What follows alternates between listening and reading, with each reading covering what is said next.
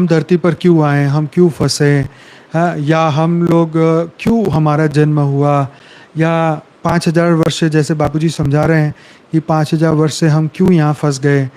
तो ये हमें बापूजी ने जागृति दिलाई कि भाई फंसे तो फंसे, लेकिन अब आपको ये आत्मज्ञान हुआ, अब आपको यहाँ से जीवन मुक्ति का ज्ञान मिला, अब आपको अपने वास्तविक स्वरूप का ज्ञान मिला। और ये सबसे बड़ा ज्ञान है कि देखो, आज धरती पे मान लो कि एक अच्छा समय भी धरती पे, मान लीजिए ये कलयुग का अंत हो जाता है और फिर से शिव इसको वाइंड अप करते हैं, फिर शिव फिर से शुरुआत करते हैं, फिर ये नई दुनिया बनती है, फिर वो अपने आत्माओं को धरती पे फिर भेजते हैं, फिर यहाँ पे रचना स्टार्ट होती है और फिर धरती लोक पे आत्माएं फिर से जन्म लेना शुरू करती है। तो कितना, मतलब जीवन मृत्यु ही सबसे पहले, पृथ्वी पर आना जीवन मृत्यु ही सबसे बड़ा कष्ट है। हाँ, सूक्ष्म जगत में थे तब तक तो ये कष्ट वहाँ पे नहीं था, लेकिन जैसे ही मृत्यु लोक या पृथ्वी लोक पे आए तो ये कष्ट शुरू हुआ। सबसे बड़ी बात यह है कि हम अपने ज्ञान को भूल जाते हैं, यही सबसे बड़ी दुख की शुरुआत तो वहीं हो जाता है। हम अपने अंदर के दिव्य संस्कारों को, दिव्य जो हमारी अनुभूतियां हैं, जो हमारा तप है, हमारा बल है, हमारा ज्ञान है, हमारे गुण हैं, हमारी आत्मा का जो मूल स्वरूप है, वो भूल जाते हैं। यही सबसे बड़ा दुख का कारण है। आज हमने पहली स्टोरी में देखा कि राजा ने सबको कहा कि भगवान महादेव के ऊपर दूध चढ़ाना है तो सब अपने घर से ले आओ। तो मतलब ये स्टोरी को पढ़ के मुझे ऐसा लगा कि जैसे राजा थे, चलो पूरे राज्य के मालिक थे या जो भी थे, लेकिन बुद्धि तो उनकी इतनी थी, सीमित बुद्धि।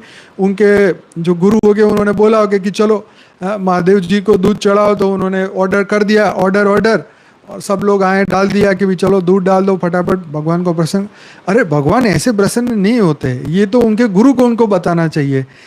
ये तो चलो स्टोरी के माध्यम से हमने समझा, ये जो भी है, पर ये बार बार धरती पर आके अपने मूल स्वरूप को भूल जाना और कर्म बंधन में फंस जाना। फिर शुरू में जवानी में तो कोई प्रॉब्लम नहीं होता, बुढ़ापे में इंसान रोने बैठता है कि यार पूरे जीवन तो हमारा निकल गया, ज्ञान मिला नहीं, अब ज्ञान समझ में आया तो अब हमारे हाथ में कर्म रहे नहीं, कर्म अच्छे कर नहीं सकते, शरीर में बल नहीं है, मन भी भटक रहा है, योग करने बैठे तो नींद आ जाती है, ज्ञान सुनने बैठते नींद आ जाती है, तो शरीर साथ नहीं देता। और मतलब कहने का मकसद है कि हम अपनी ओरिजिनल मूल स्वरूप को, जो हमारी ये जो शक्ति है, अंदरूनी शक्ति, उसको भूल जाते हैं। ठीक है, पुनर्जन्म होना इतनी बुरी बात नहीं है, परंतु पुनर्जन्म होके भी वही करना है जो पिछले कई जन्मों में किया है, ये सबसे बड़ी दुख की बात है। साधु संत पुनर्जन्म से डरते हैं। हाँ, क्यों डरते हैं? इसी कारण कि फिर फंस जाएंगे। हाँ, देखो एक जन्म में हमने सिर्फ एक गलत कर्म किया, ठीक है, अज्ञान में रह के, तो अगर एक जन्म में एक गलत कर्म किया तो एक कर्म को भुगतने के लिए हमारा अगर दोबारा जन्म होता है तो अनंत जन्म में अज्ञानतावश अगर एक भी गलती एक जीवन में हुई होगी तो अनंत जन्मों में कितनी गलती हुई होगी, अनंत बार गलतियां हुई होगी।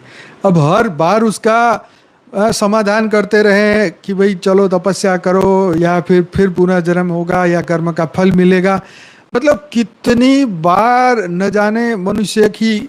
आप अपने जीवन में देखो कि आपने जीवन में एक गलती तो की होगी, उस गलती का परिणाम क्या हो सकता है कि भाई आपका पुनर्जन्म हो सकता है। ठीक है, और चलो गलती ना भी की, अगर अभी भी मन में वैर द्वेष वासना है और धरती लोक की इच्छाएं कामनाएं वासना है, तो फिर हमें दोबारा से फिर से आना पड़ेगा, ये तो पक्की बात है। हमारा अंतःकरण शुद्ध नहीं होगा, मन शुद्ध नहीं होगा, हमारा ज्ञान नष्ट हो जाएगा, ये भी तो एक दुख की बात है। आज मनुष्य के मन को जानवर बनने में बहुत कम समय लगता है, लेकिन जानवर को फिर शुद्धात्मा बनने के लिए कितना समय लगता है?